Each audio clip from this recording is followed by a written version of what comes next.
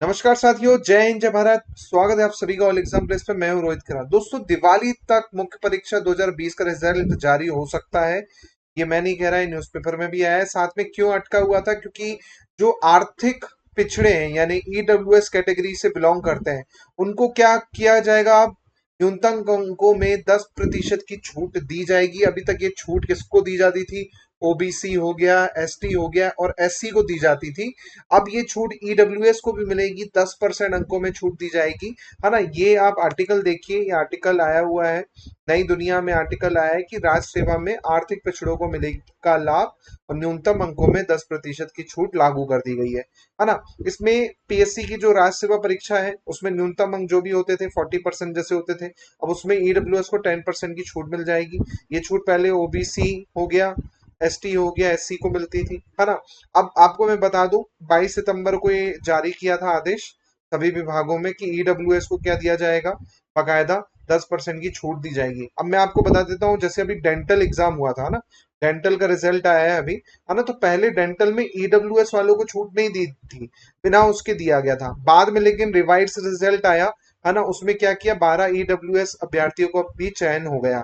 तो कुल मिला के वो 10% मिनिमम जो था उसमें छूट दी गई है ना। तो कुल मिला के आपका 2020 मेंस का रिजल्ट जो है आना तय हो चुका है। अब 2020 का जो रिजल्ट होगा वो आना तय है ना। तो दिवाली तक वो रिजल्ट आ सकता है, तो आप इंटरव्यू के लिए लग जाए अच्छे से, है ना। इसके अलावा देखिए, यहाँ पर साफ साफ लिखा गया है, जो ओएसडी हैं, जो ओएसडी हैं बेसिकली किसके, पीएससी के, उन्होंने कहा है कि राज्य सेवा 2020 का परिणाम दिवाली तक जारी कर सकते हैं।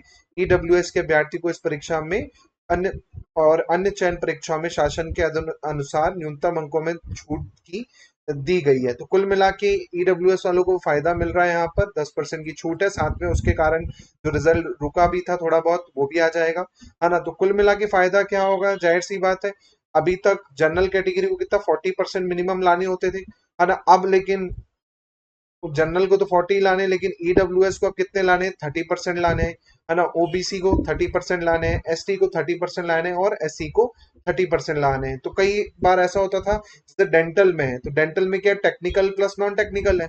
तो टेक्निकल पेपर में कई बच्चे क्या अच्छे मार्क्स स्कोर नहीं कर पाते थे, 40% स्कोर नहीं कर पाते थे और मेरिट लिस्ट से बाहर हो जाते थे। जैसे ही आपने इसमें देखा, जो रिजल्ट आया था, तो इसमें 12 कैंडिडेट नए जोड़े गए हैं ईडब्ल्यूएस के, क्योंकि उनके जो मिनिमम मार्क्स से हो सकता है वो क्या हो, 40% से कम हो, है ना।